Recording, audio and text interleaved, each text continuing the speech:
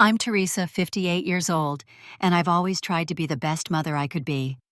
My son Marcus meant everything to me, especially after his father passed.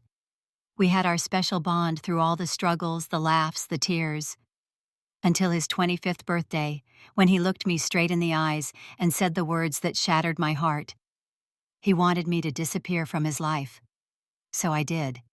I just walked away. Before I share this painful journey, drop a comment letting me know where you're watching from, subscribe if this is your first time here, and let's talk about how sometimes leaving is the hardest kind of love. After my husband James died when Marcus was just 7 years old, my entire world narrowed to one focus, being both mother and father to our son. James had a sudden heart attack at work, and just like that, I became a widow at 35 with a young boy to raise. We had some insurance money, but it wasn't enough to keep us going for long, especially with the mortgage payments on our small suburban home. I took on multiple jobs to make ends meet. During the day, I worked as an administrative assistant at a local insurance office, and 3 nights a week, I waitressed at a diner just 10 minutes from our house. On weekends, I cleaned houses for extra cash. Sleep became a luxury, but Marcus never went without. I made sure of that.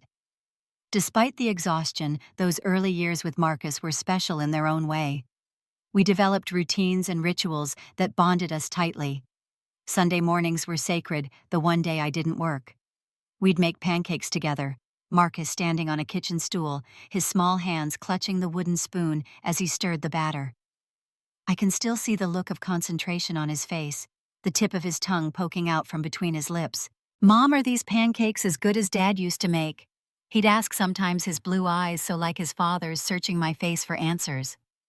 "They're different, but just as special," I'd tell him, and he seemed satisfied with that. Birthdays were particularly important to us. Since money was tight, I couldn't afford extravagant gifts, but I made sure each celebration was memorable. For his 8th birthday, the first one without James, I stayed up all night after my shift at the diner to decorate the living room with handmade paper stars hanging from the ceiling. Marcus had been going through a space phase, and when he woke up to a room transformed into a galaxy, his face lit up brighter than any star. "This is the best birthday ever, Mom," he'd exclaimed, jumping up and down in his pajamas. The sacrifices I made were numerous, but never felt like sacrifices at the time. I turned down a promotion that would have required traveling, passed on dating opportunities when Marcus needed stability, and put my own dreams of going back to school on indefinite hold. My friends with children gradually stopped calling when I couldn't join their girls' nights out or weekend trips. My world became smaller, but it was filled with the one person who mattered most. Marcus was always a bright child, sensitive and thoughtful. His teachers praised his quick mind and eager participation in class.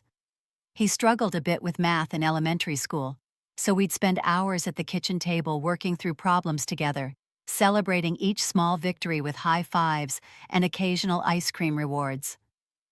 "You're the best teacher, Mom," he'd say, and those words fueled me through the exhaustion of my multiple jobs. In middle school, Marcus began to excel academically without needing my help. He joined the science club and participated in his first science fair, building a complex volcano model that won first place. I rearranged my work schedule, losing pay I couldn't afford to lose, just to be there when they announced the winners. The pride on his face when they called his name made every sacrifice worthwhile. As Marcus entered his teenage years, I noticed the gradual changes typical of adolescence.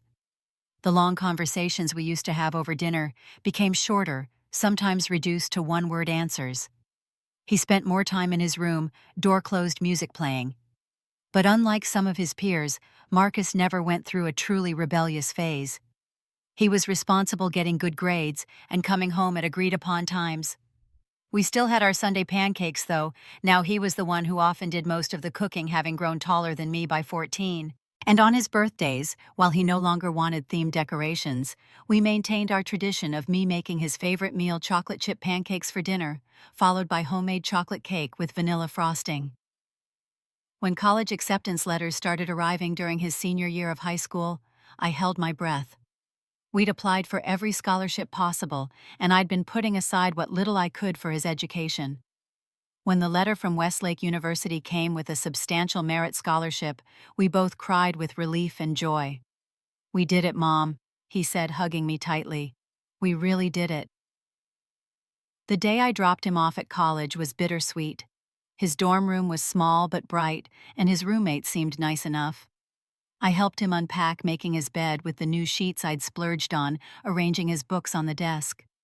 When it was time for me to leave, I felt a physical ache in my chest.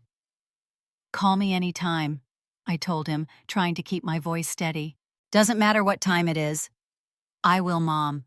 I promise," he said, giving me one last hug before walking me to my car. The drive home to an empty house was one of the loneliest experiences of my life. True to his word, Marcus called regularly during his freshman year.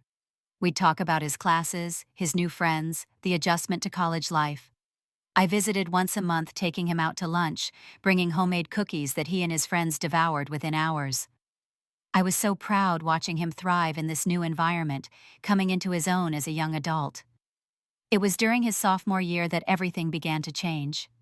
Marcus mentioned a girl named Jennifer in one of our weekly calls. She was in his European history class, he explained, and they'd been paired for a project. "She's really smart, Mom," he said, and I could hear a new tone in his voice, a mix of excitement and nervousness. "And she's from Chicago like Dad was." I was happy for him, of course. It was natural for him to start dating to form new attachments. When I visited the next month, he asked if Jennifer could join us for lunch. She was pretty with straight brown hair and an expensive-looking watch on her wrist. She was polite enough, asking appropriate questions about my work and my life, but I noticed how her hand remained possessively on Marcus's arm throughout the meal. "It was nice to finally meet you," she said at the end of lunch. "Marcus talks about you a lot. Sometimes I think he forgets he has a life here at school, too." It was said with a smile, but something in her tone made me uneasy. Still, I brushed it aside. This was Marcus's first serious girlfriend, and I didn't want to be the overprotective mother. Over the next 2 years, I watched as Jennifer's presence in Marcus's life grew. Our weekly calls became bi-weekly, then monthly.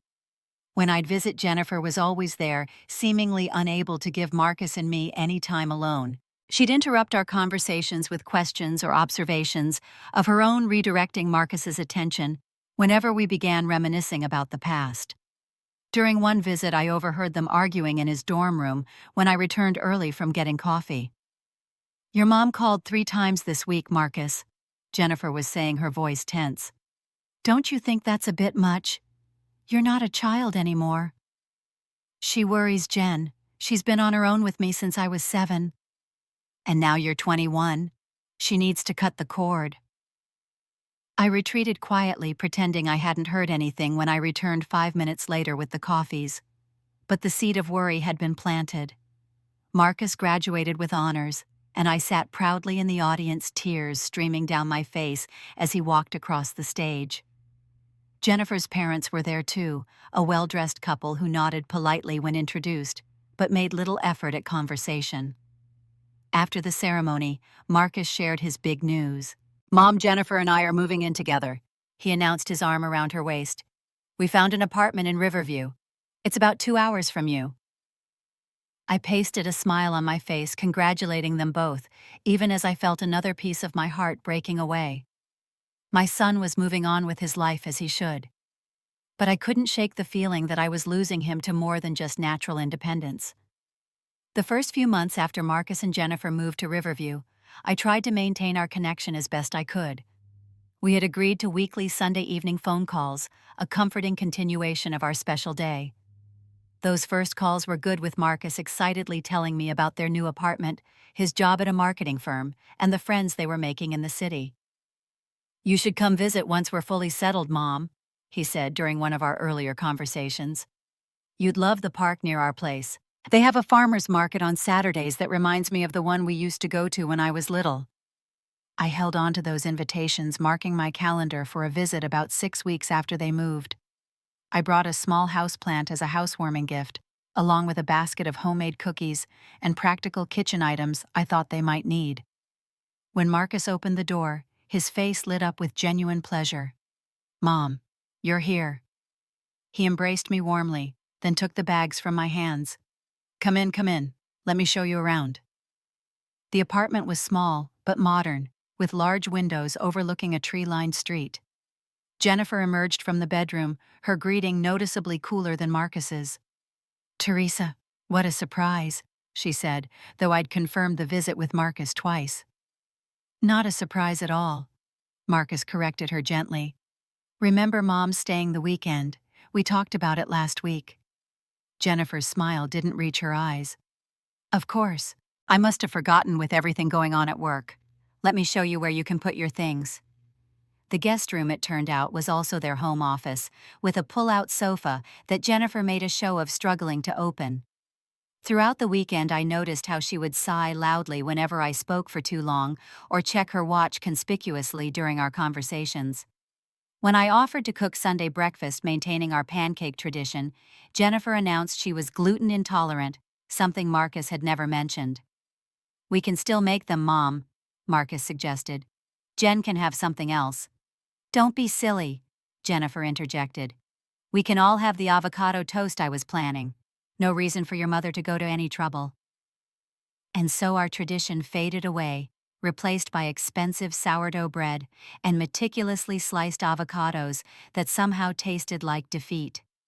After that visit, I tried to be more considerate of their space and time. Instead of visiting, I sent care packages with Marcus's favorite snacks books I thought he'd enjoy, and small seasonal decorations for their apartment. I called only during our scheduled times and kept the conversations focused on his life and work, careful not to sound needy, as I'd overheard Jennifer describe me to someone on her phone. But even these efforts seemed to fall short. The care packages I sent were acknowledged with increasingly brief thank you texts.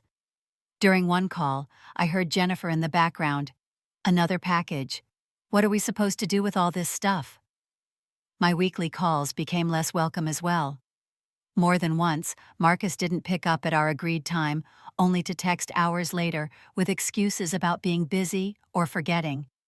When we did connect, the conversations felt strained, with Marcus frequently checking the time or suddenly needing to go when Jennifer entered the room. About 8 months after they moved in together, I decided to surprise them with a visit, bringing dinner from a restaurant I knew Marcus loved. In retrospect, it was a mistake. When I knocked on their door, I heard hurried movements inside. Then Jennifer opened the door with obvious annoyance. Teresa, we weren't expecting you. I thought I'd surprise you both with dinner from Antonio's, I explained, holding up the bags. Marcus always loved their lasagna. Jennifer didn't move from the doorway. Actually, we already have dinner plans with my colleagues. Marcus is just getting ready. Marcus appeared behind her, looking uncomfortable. Mom, what are you doing here? The hurt must have shown on my face because he quickly added, It's good to see you, but Jen's right, we do have plans tonight. I should have called first, I said, embarrassment burning my cheeks. I'll just leave this with you for tomorrow. We're leaving town tomorrow for a weekend at my parents' lake house, Jennifer informed me. But thanks. I left the food anyway, walking back to my car with a heavy heart. Later that evening, I received a text from Marcus. Mom, we need to talk about boundaries. Please don't show up unannounced again. It puts us in an awkward position. It was the first time my son had ever spoken to me that way, and I spent the night crying into my pillow. 3 months later, Marcus called with news. Jennifer and I are engaged. He announced, his voice a mixture of excitement and something else I couldn't quite place. Trepidation, perhaps?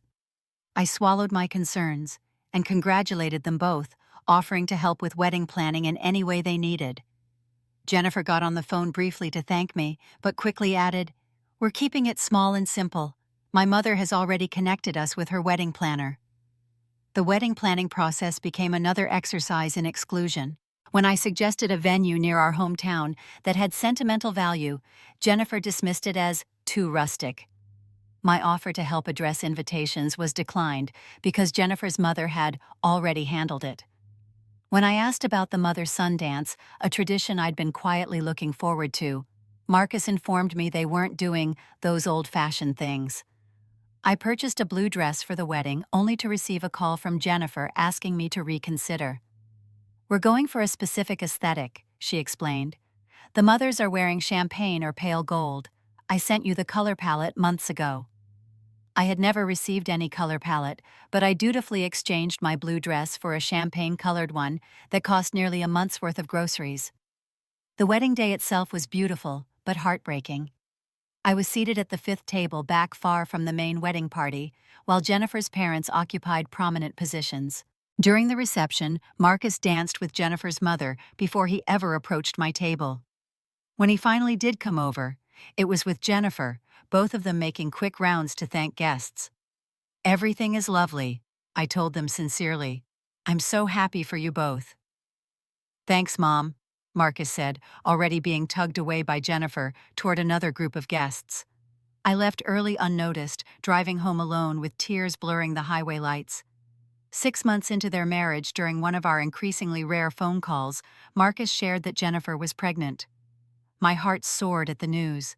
A grandchild was a second chance, a new beginning. "That's wonderful news," I exclaimed. "How's Jennifer feeling? Is there anything I can do to help?" "She's doing well," Marcus replied. "Morning sickness hasn't been too bad, and her mom is already setting up a nursery at their house for when the baby visits." The implication was clear: Jennifer's parents would have the primary grandparent role. Still, I began preparing immediately, converting my small guest room into a cozy nursery corner, buying gender-neutral baby clothes, and knitting tiny blankets and booties during the lonely evening hours. When I asked about the baby shower, Marcus informed me that Jennifer's mother had it under control.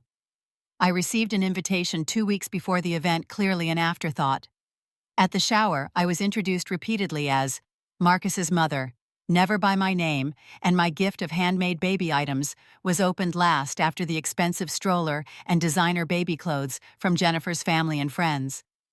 "How unique," Jennifer commented about my hand-knitted blanket, setting it aside quickly to exclaim over her sister's gift of a baby food processor.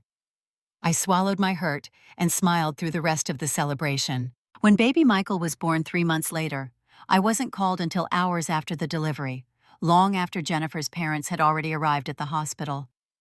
When I finally got to hold my grandson, it was a brief, supervised moment with Jennifer watching anxiously from her bed. "Be careful with his head," she cautioned, though I had raised a child of my own. "She's just protective," Marcus explained later when I mentioned Jennifer's behavior. "First-time mom jitters." But the pattern continued as Michael grew. My visits were limited and scheduled around Jennifer's parents' more frequent presence. My suggestions about baby care were dismissed as outdated or unnecessary. Once, when Michael was fussy during my visit, I offered to rock him to sleep as I had done with Marcus. "We don't rock him," Jennifer stated firmly. "It creates sleep dependencies. We're using the self-soothing method recommended by Dr. Hamilton." "Mom, we've got this," Marcus added when he saw my face fall. "Parenting techniques have changed a lot since your day." My day. As if my experience as a mother was ancient history, irrelevant to the modern world of parenting. For Michael's first Christmas, I carefully selected gifts I thought he would enjoy: educational toys and soft books. When I arrived at their house for the holiday dinner, I noticed my presents had been moved from under the tree to a side table, while Jennifer's parents' numerous elaborate gifts took center stage.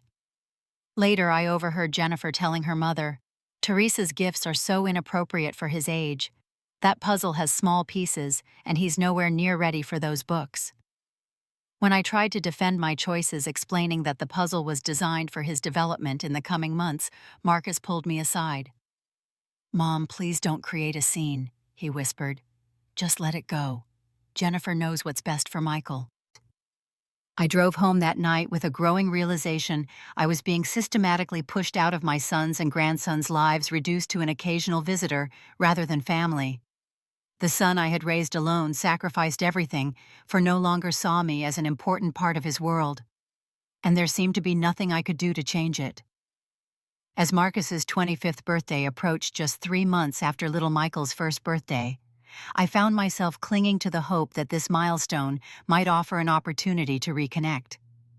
Despite all the disappointments, all the subtle and not-so-subtle rejections, I still believed in the bond between us.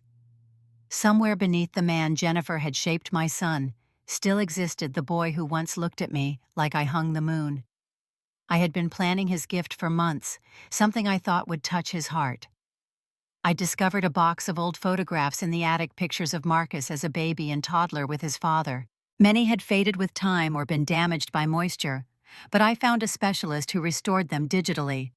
I had them beautifully printed and arranged in a handcrafted album, along with copies of James's letters to baby Marcus, written when he knew he might not live to see his son grow up. 2 weeks before his birthday, I called to invite Marcus to dinner at his favorite steakhouse. "It's your 25th, sweetheart," I said when he hesitated.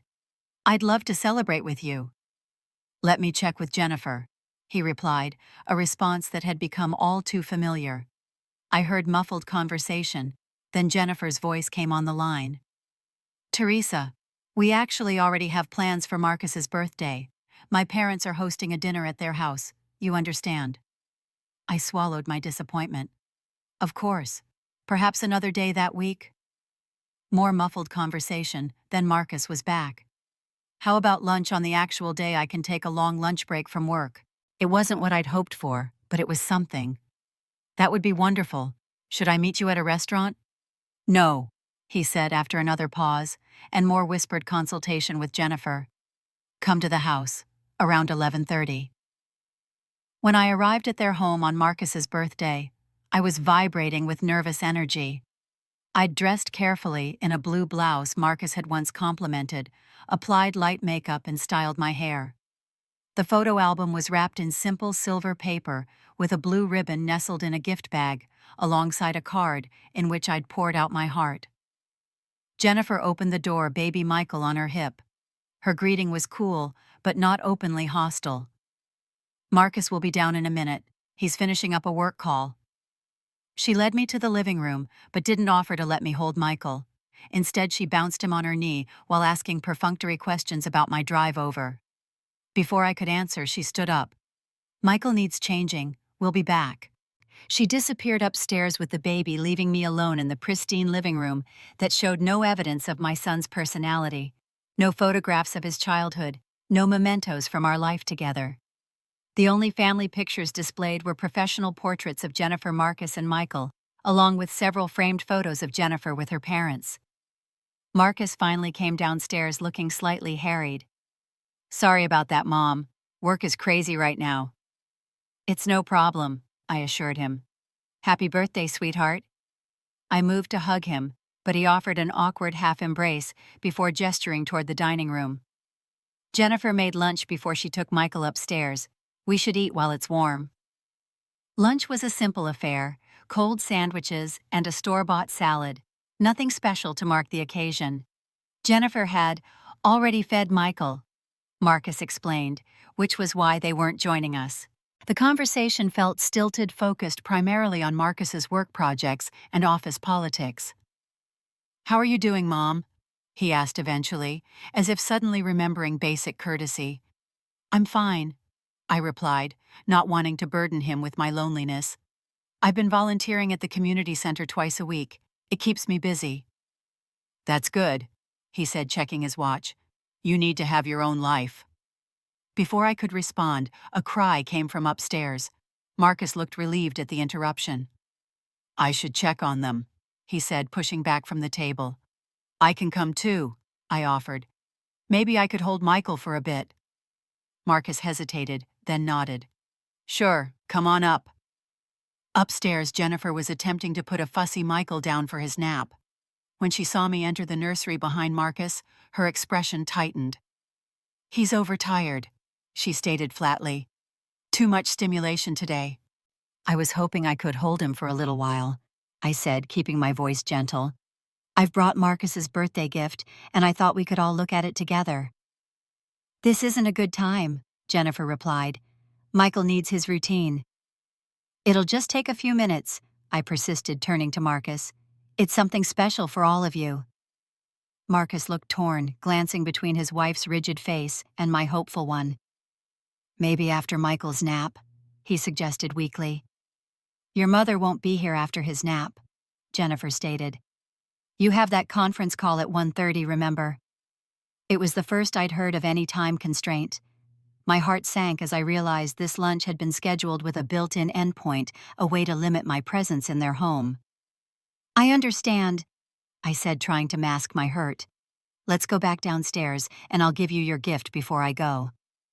Back in the living room, I handed Marcus the carefully wrapped package. He opened it without the enthusiasm he'd shown for presents as a child, methodically removing the ribbon and paper. When he saw the photo album, a flicker of genuine emotion crossed his face. "Mom, what is this?" he asked, opening to the first page, where a restored photo showed him as a newborn in his father's arms. "I found these old photographs and had them restored." I explained, my voice thick with emotion. "And I included copies of the letters your father wrote to you before he died. I thought Michael might like to see pictures of his daddy when he was little and learn about his grandfather." Marcus turned the pages slowly, his expression softening, as he viewed images of his childhood and the father he barely remembered. Jennifer came downstairs just then, hovering near the doorway. When she saw what Marcus was looking at, her lips pursed. "What's that?" she asked, her tone suggesting she already disapproved. "Mom had some old photos restored," Marcus explained, his initial warmth cooling under his wife's gaze.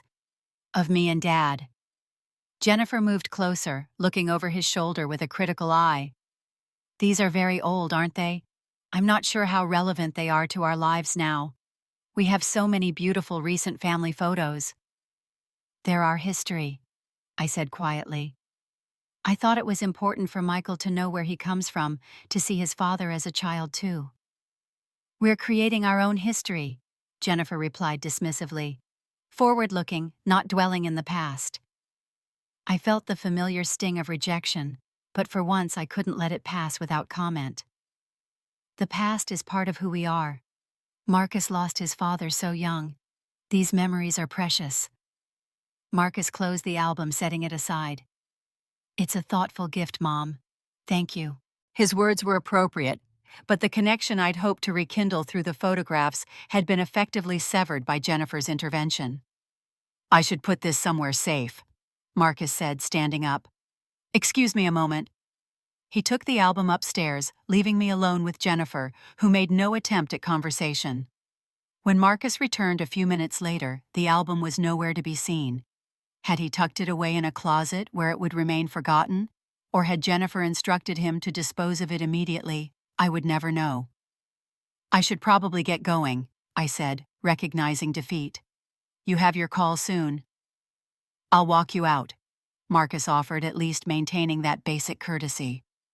At the door, I turned to embrace my son, holding him a moment longer than he seemed comfortable with. "I love you, Marcus. I hope you have a wonderful birthday." "Thanks, Mom," he replied, already pulling away. "Drive safe." As I walked to my car, I felt the weight of years of rejection pressing down on me. Something had to change. I couldn't continue this painful dance of reaching out only to be pushed away. Either Marcus needed to acknowledge the problem, or I needed to accept that my role in his life had been permanently diminished.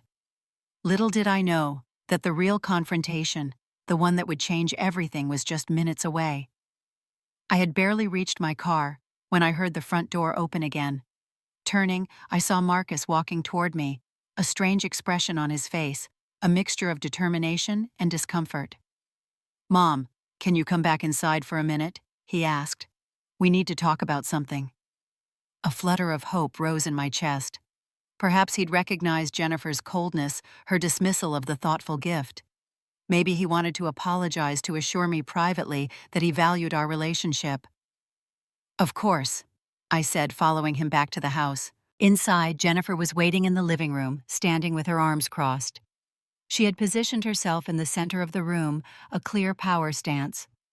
Marcus gestured for me to sit on the sofa, while he took a seat in an adjacent armchair, physically aligning himself with neither his wife nor his mother. "What did you want to talk about?" I asked, trying to keep my tone light despite the tension crackling in the air. Jennifer spoke before Marcus could.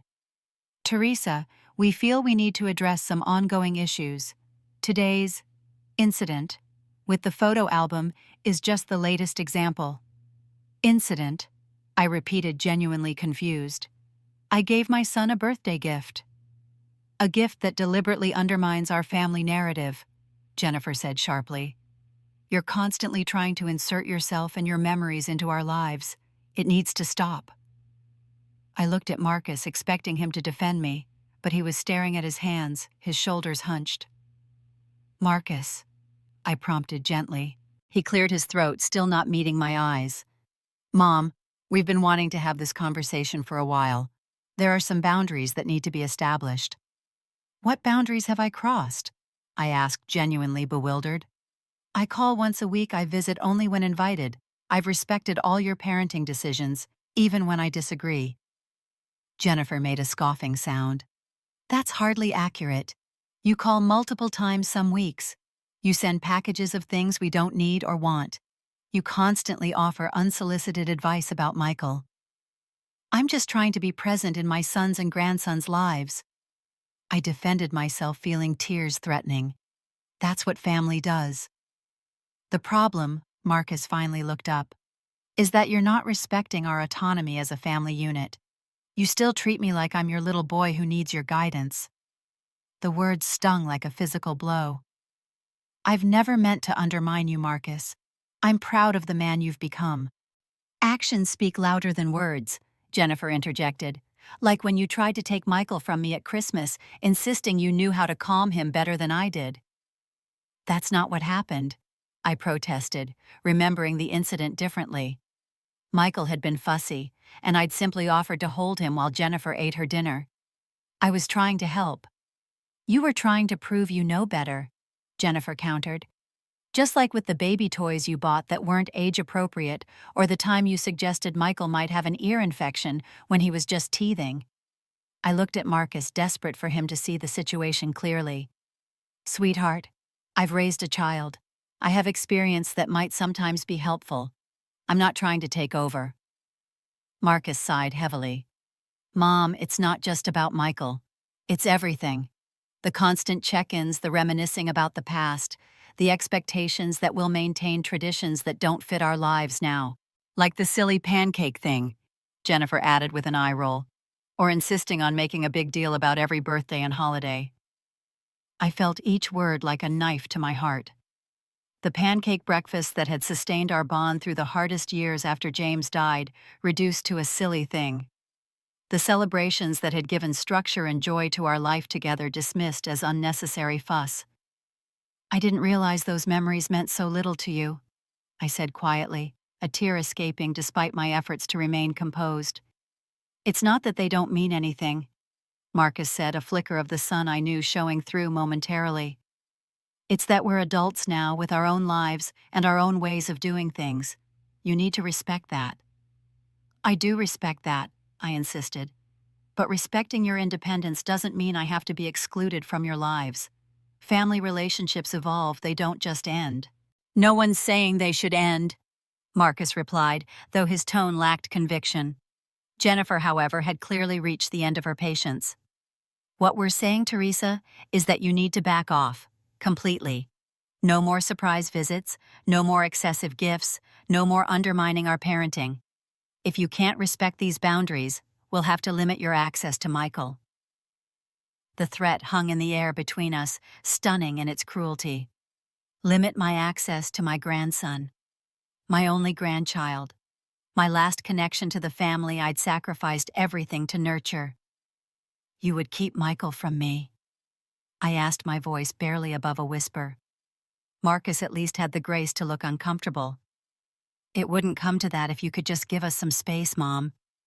I turned to him directly, needing to hear the truth from his lips, not Jennifer's. Is that what you want, Marcus, for me to give you space to back off completely? There was a long, terrible silence. Marcus glanced at Jennifer, who gave him an almost imperceptible nod. Then my son, the little boy I'd raised alone, the young man I'd sacrificed everything for, looked at me and said the words I'll never forget. Maybe the best gift would be if you just disappeared from our lives for a while. The room seemed to tilt around me. I stared at Marcus, searching his face for any sign that the words had been forced, that they weren't what he truly wanted. But all I saw was resolution tinged with a coward's relief at finally saying aloud what he'd been feeling for some time. "I see," I said, my voice surprisingly steady, considering the earthquake happening inside me. Jennifer looked triumphant. Marcus relieved. Neither seemed to recognize the magnitude of what had just happened, the complete severing of the most fundamental relationship in Marcus's life. Without another word, I rose from the sofa, picked up my purse, and walked calmly to the door. No tears, no recriminations, no begging. If my son wanted me to disappear, I would grant his wish. As I stepped outside, I heard Marcus call after me, a hint of uncertainty in his voice, now that he was witnessing the reality of what he'd asked for. "Mom, are you okay to drive?" I didn't answer. I simply walked to my car, got in, and drove away from the son who no longer wanted me in his life. I made it about 5 miles from Marcus and Jennifer's house before the shock wore off and the full impact of what had happened hit me. My hands began to shake so violently that I could barely grip the steering wheel. My vision blurred with tears I could no longer hold back. Realizing I was a danger to myself and others, I pulled onto a quiet side street and parked beneath the shelter of a large oak tree. Then I broke. Great gasping sobs tore from my chest as the words replayed in my mind. Maybe the best gift would be if you just disappeared from our lives for a while. My own child, the person I had centered my entire existence around for 18 years, wanted me gone. As I sat there crying, memories flooded back unbidden. Marcus at age 8 climbing into my bed during a thunderstorm seeking comfort in my arms. Marcus at 12 proudly presenting me with a Mother's Day card he'd made himself decorated with dried pasta and too much glitter. Marcus at 16 staying up all night with me when I had the flu, checking my temperature and bringing me tea. How had we gone from that deep, loving connection to this moment of cruel rejection? After nearly an hour, when I had no more tears left to cry, I started the car again and drove home on autopilot. The house felt emptier than ever when I arrived, the silence oppressive. I wandered from room to room, seeing Marcus everywhere. His growth chart penciled on the wall in the kitchen, the dent in the living room wall from when he'd tried to practice baseball indoors at age 10, his high school graduation photo on my bedside table. I picked up the photo, tracing the outline of his smiling face with my finger. "Where did I lose you?" I whispered to the glass-enclosed image. "What did I do wrong?" The phone rang, startling me from my reverie. It was my sister Laura calling for our weekly check-in. I nearly let it go to voicemail, not trusting my voice, but in the end, I needed to hear a friendly voice. "Teresa, is that you?" Laura asked when I finally answered my hello, barely audible. "What's wrong? You sound terrible." "It's nothing," I lied. "Just a bit of a cold." "Bull," my sister replied bluntly. "I know that voice. That's your heartbreak voice. What happened?" The simple question broke the dam again, and I found myself pouring out the entire story between renewed sobs. The birthday lunch, the photo album, Jennifer's hostility, and finally, Marcus's devastating request. "That little ingrate," Laura said when I'd finished. "After everything you've done for him. And that wife of his, she's been poisoning him against you from day one." "I don't know what to do," I admitted, my voice raw from crying. "He wants me to disappear, Laura, my own son." "I'm coming over," she declared. "Don't move. Don't do anything stupid. I'll be there in 40 minutes. True to her word, Laura arrived with a bottle of wine and a fierce, protective energy that somehow made the house feel less empty. She listened as I repeated parts of the story, filling in details I'd missed in my initial emotional recounting. "This isn't about you, Teresa," she said firmly after hearing everything. "This is about Jennifer's insecurity and control issues. She can't handle sharing Marcus with anyone, not even the woman who raised him, and Marcus is too weak to stand up to her." "But maybe I have been too involved," I suggested, grasping for any explanation that might make the pain more bearable. "Maybe I didn't give them enough space." Laura shook her head vehemently. "Don't you dare take this on. A weekly phone call and occasional visits are not too involved. You're his mother, for God's sake. and you've been nothing but supportive of their marriage despite how awful Jennifer has been to you." Her loyalty warmed me, but it didn't erase the fundamental problem. "So what do I do now?" Laura took a long sip of her wine, considering. "You give him exactly what he asked for. You disappear. Not forever, but for now. Let him see what life is like without his mother's unconditional love and support." The idea terrified me. Aside from his college years, I had never gone more than a few weeks without seeing or speaking to Marcus.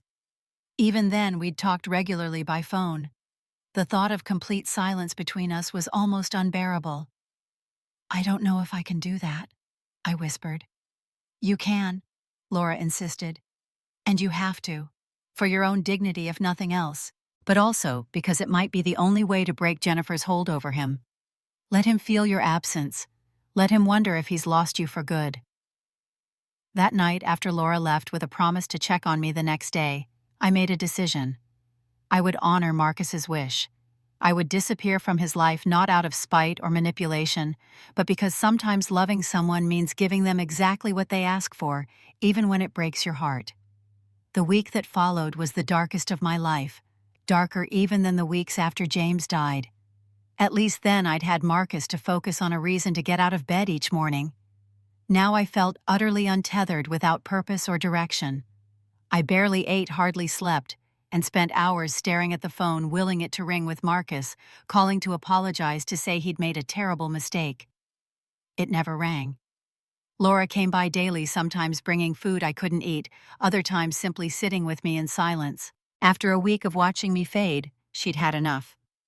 "Get dressed," she ordered, throwing open my bedroom curtains one morning. "We're going out." "I don't want to go anywhere," I protested weakly. "I don't care what you want. I care about you not withering away in this shrine to your ungrateful son. Shower clothes 10 minutes. We're going to breakfast, and then you're coming to my book club." Too exhausted to argue, I complied. The shower did help me feel slightly more human, though the face that looked back at me from the mirror was barely recognizable, gaunt and hollow-eyed. Laura drove us to a small cafe I'd never visited before, far enough from my neighborhood that there was no risk of running into anyone who might ask about Marcus. Over coffee and toast that I mostly pushed around my plate, she outlined her plan. "My friend Eleanor is in the book club. She's a therapist who specializes in family estrangement. I've told her a bit about your situation, and she's agreed to talk with you privately after the meeting." "I don't need therapy," I objected. "I need my son back." Laura's face softened. "Sweetie, those two things might be connected. You need tools to handle this situation in a way that's healthy for you and might eventually lead to reconciliation. Eleanor can help with that." The book club meeting was a blur of unfamiliar faces and discussions about a novel I hadn't read. But afterward, Eleanor, a gentle-voiced woman with silver-streaked dark hair, invited me for tea at her office nearby. "Laura tells me you're going through something incredibly painful," she said once we were seated in comfortable chairs, steaming mugs in hand. "Would you like to tell me about it?" Something about her calm, non-judgmental presence made it easier to share the story this time, with less emotion clouding the facts. When I finished, Eleanor nodded thoughtfully. "What you're describing sounds like a classic case of isolation and emotional control," she explained. "Your daughter-in-law has been systematically separating your son from his support system, starting with you. It's a common tactic in controlling relationships." "But Marcus is intelligent and strong-willed," I protested. "He always has been. How could he let this happen?" "These dynamics don't develop overnight," Eleanor replied. "They're insidious. The controlling partner isolates, gradually makes the other person increasingly dependent on their approval and perspective. Your son may not even realize what's happening to him." "So what can I do?" I asked the same question I'd been asking myself for days. Eleanor set down her mug. "The hardest thing imaginable. Nothing." "Nothing?" I echoed, confused. "Give him exactly what he asked for," she clarified. "Space, complete space. No calls, no texts, no emails, no packages. Nothing that could be construed as you violating the boundary he's established, however unfair that boundary might be." "But won't that just give Jennifer what she wants, total control?" Eleanor shook her head. Actually, it might do the opposite. Right now, you're the external problem that Jennifer can focus Marcus's attention on. You're the reason for tension, for arguments, for stress. Without you in the picture, she loses that distraction. Their relationship will have to stand on its own merits. The strategy made a certain sense, though it felt counterintuitive to my maternal instincts. Every fiber of my being wanted to fight for my relationship with my son, to make him see reason. How long? I asked, my voice small. How long do I have to stay away? There's no fixed timeline, Eleanor admitted. It depends on many factors, but I would suggest a minimum of 1 month of complete silence. After that, we can reassess. 1 month without any contact with my son seemed like an eternity. But what choice did I have? My current approach had only led to heartbreak and rejection. In the meantime, Eleanor continued, I want you to focus on rebuilding your life outside of your identity as Marcus's mother. You've centered your entire existence around him for decades. It's time to rediscover who Teresa is beyond that role. Over the next few weeks, with Laura and Eleanor's encouragement, I began the painful process of reclaiming my life. I returned to the community center, where I'd been volunteering sporadically, increasing my hours to 3 days a week. I joined a beginner's watercolor class at the local art center, something I'd always wanted to try, but never made time for when Marcus was growing up. Laura introduced me to her circle of friends, several of whom I discovered had experienced their own forms of family estrangement. There was Diane, whose daughter hadn't spoken to her in 5 years, after marrying a man who isolated her from her entire family. There was Robert, whose son had cut contact after joining what Robert described as essentially a cult disguised as a self-improvement group.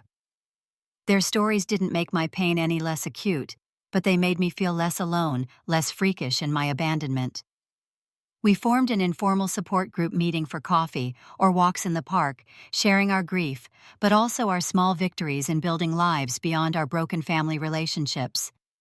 Exactly 31 days after Marcus had asked me to disappear, my phone buzzed with a text message. My heart leaped when I saw his name on the screen, but the message itself was brief and uncertain.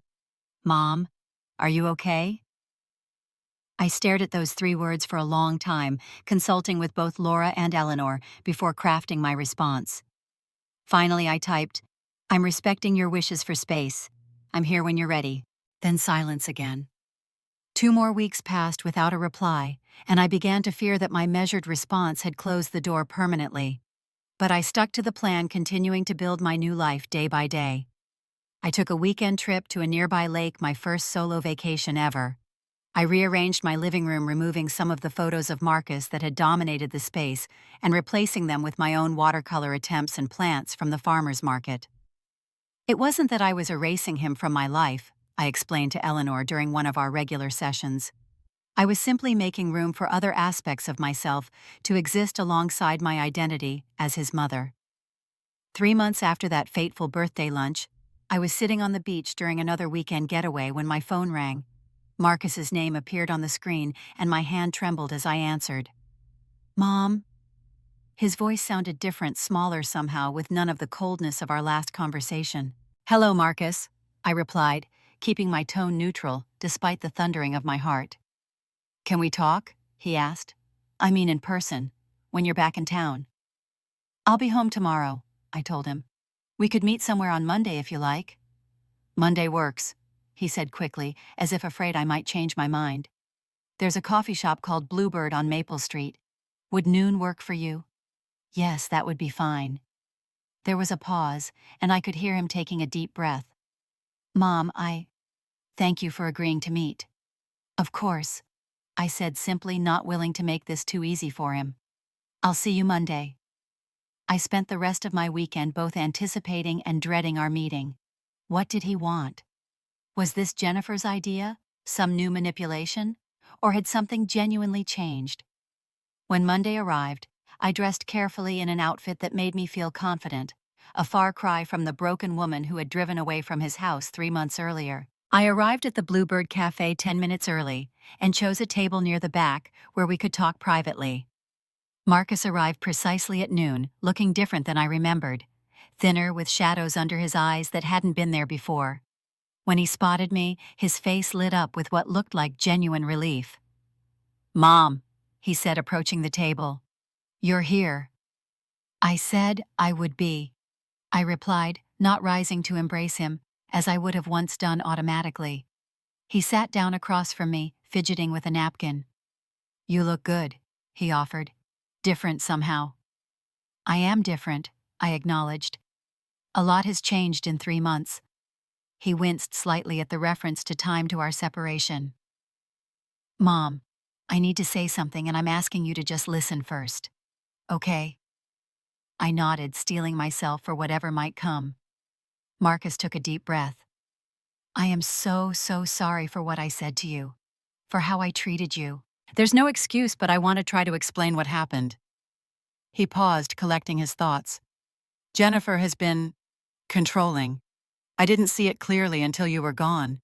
She isolated me not just from you but from my college friends, from my coworkers, anyone who took attention away from her." My heart ached for him despite my lingering hurt. That must have been very difficult to realize. "It was," he admitted. "After you left, things got worse at home.